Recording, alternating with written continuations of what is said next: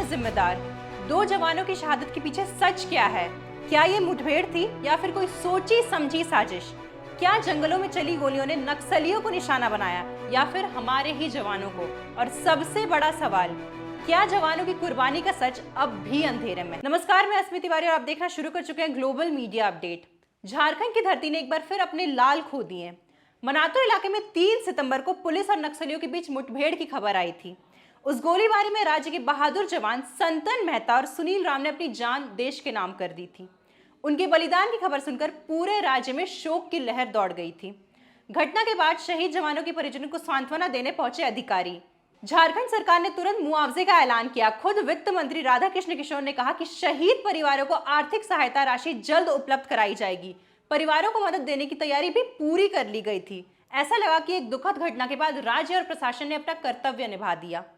लेकिन अब इस पूरे मामले को लेकर सामने आया है एक नया मोड़। सोशल मीडिया पर तेजी से वायरल हो रहा है एक पत्र।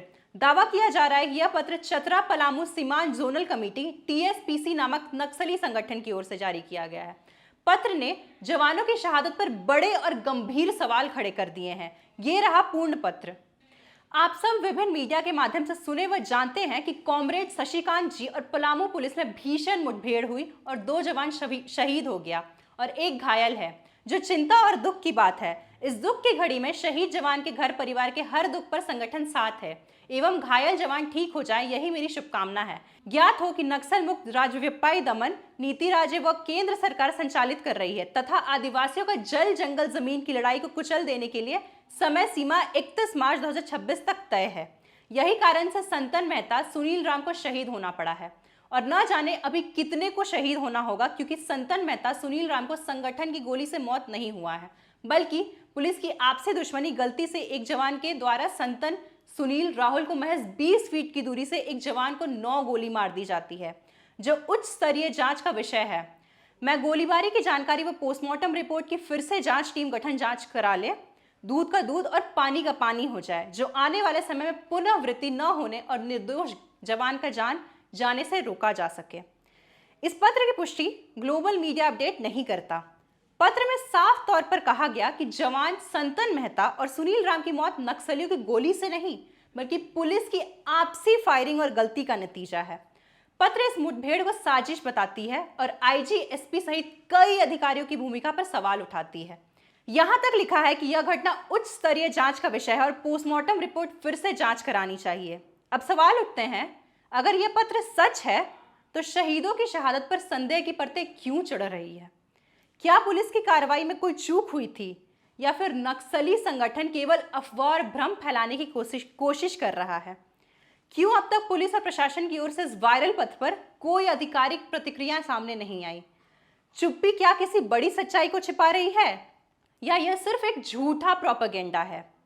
देश के जवान सरहद से लेकर जंगलों तक हर मोर्चे पर लड़ते हैं। उनकी शहादत को सवालों में घेरना केवल परिवारों को पीड़ा नहीं बढ़ाता, बल्कि पूरे समाज के लिए गहरी चोट है। हर माँ बाप, हर भाई बहन और हर साथी जवान यह जानना चाहता है कि सच्चाई क्या है।